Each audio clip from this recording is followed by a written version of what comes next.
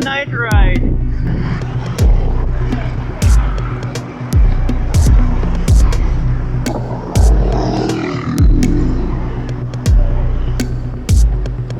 Oh.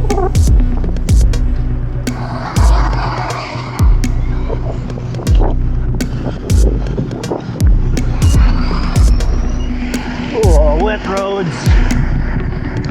I want to stay on the bike lane, but look, it's impossible.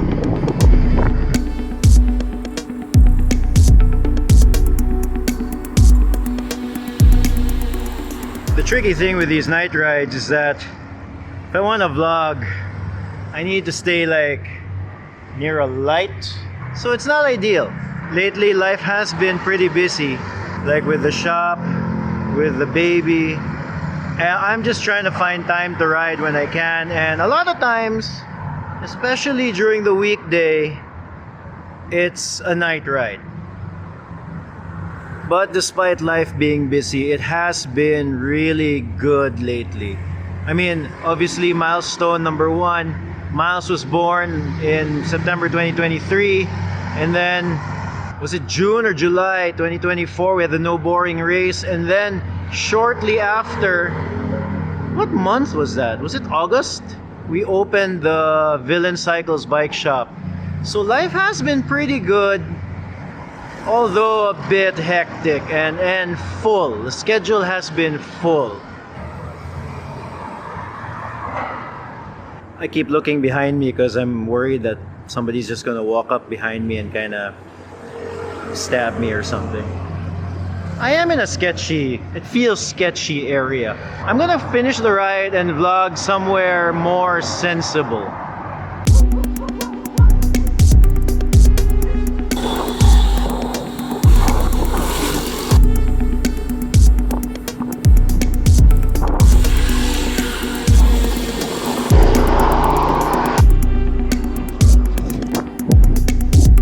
I forgot to set up the Strava beacon, you know, just in case I die.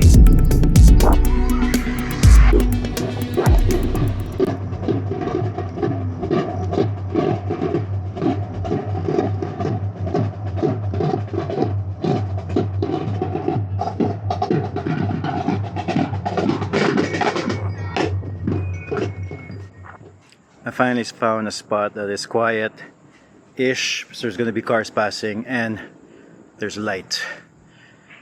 Whew. While it is hard to vlog at night, mostly because of the light, and like the places that have light have a lot of people passing, so but I do enjoy riding at night, although it is a little bit more dangerous because I don't want to go through my usual routes where there's hardly anybody, because the places where there's hardly anybody, there's also hardly any light. So I have tended to go through the main roads, which means that there's a lot more cars, a lot more light, but also it's given me a sense of what the city is like again. I have been tempted many times to go back to the heart of the city. If it weren't for the threat of getting stuck in traffic, I would probably do it more. It's tempting to like get a snack in the city on a bike ride for whatever reason. So it's given me a different view of the city, that's for sure, and I've really enjoyed that. It's very different from my usual type of ride, and that reason alone makes the night rides for me pretty interesting. It's getting a bit crowded. I'll finish this vlog at home.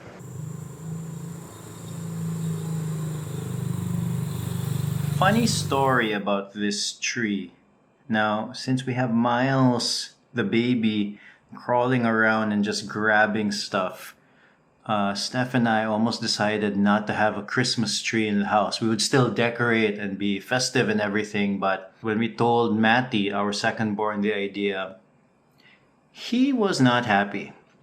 He was like, if there's no Christmas tree in this house, it's going to be the worst Christmas ever. So that was enough to put up this tree. It's in the corner near our dining table. Hopefully Miles will have a hard time getting to it. We'll figure it out. But yeah, the tree is gonna be up. So obviously the big change lately, aside from the baby, is the bike shop. And the bike shop sort of just came along. So through the vlog, thank you everybody for watching. Through the vlog, I was able to get some partnerships with bike component distributors. Notably, SPN Cycles, they supply big brands like Majin and Seca and IGPS Sport.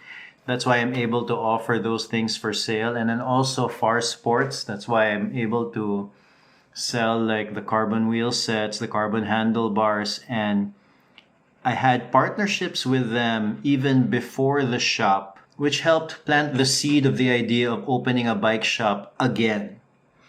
Because I made a video about this in 2019, I planned on opening a bike shop. Then 2020 happened and it just never happened. The shop just never happened for whatever reason. The good thing is because the shop didn't open, I was able to start the vlog and I learned so much more about cycling through the vlog. So I looked it up. On April 12, 2024, I messaged this development that was happening in Cebu City called Atua Midtown, and they were putting up, and it's up now. They were putting up a creative space for people, and I thought, oh, that would be cool to have a bike shop there. And I just sent them a message. So maybe a few days later, I got a message from Buddy Limong. Thank you so much for sending me that message, man, because he expressed interest in helping me put up a bike shop in Atua Midtown. So we met up and we talked about it and everything. And really, the only reason I don't have a shop there is I couldn't see myself going to Cebu City every day, considering where I live. It didn't make sense to me lifestyle-wise. I was not going to put that much time to a commute, especially at this point in my life.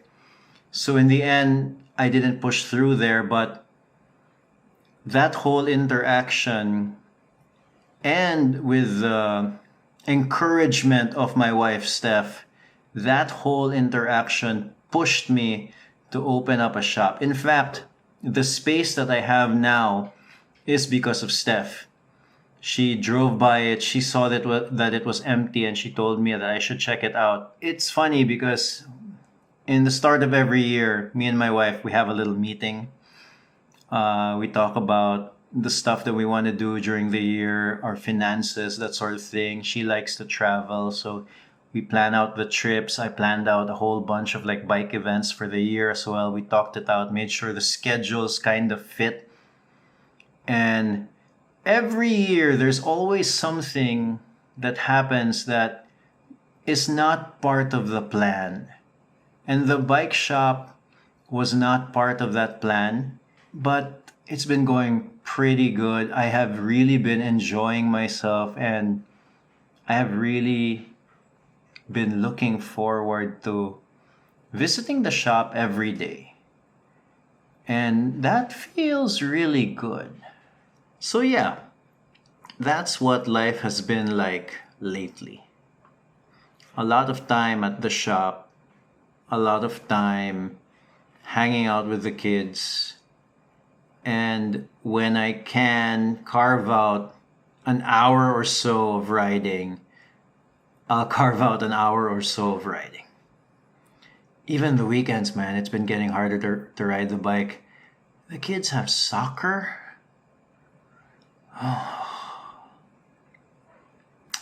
Alright, more videos soon. Good night. Before we end the video, allow me to talk about this vlog's sponsor, Curve Coffee Collaborators. As you can tell from the video, when I do night rides, I tend to sleep a little later than usual. So the caffeine kick in the morning is very much needed. My go-to coffee of choice is usually from Curve Coffee Collaborators. That morning, it was beans from the Sabangan Mountain Province in Luzon. Curve has a reputation of sourcing the best coffee beans the Philippines has to offer. If you check their website, they feature beans from all over. Check out the site at curve.coffee to see what they have available. They also routinely release limited edition coffee beans, so stay tuned. Thanks, Curve, for sponsoring the vlog.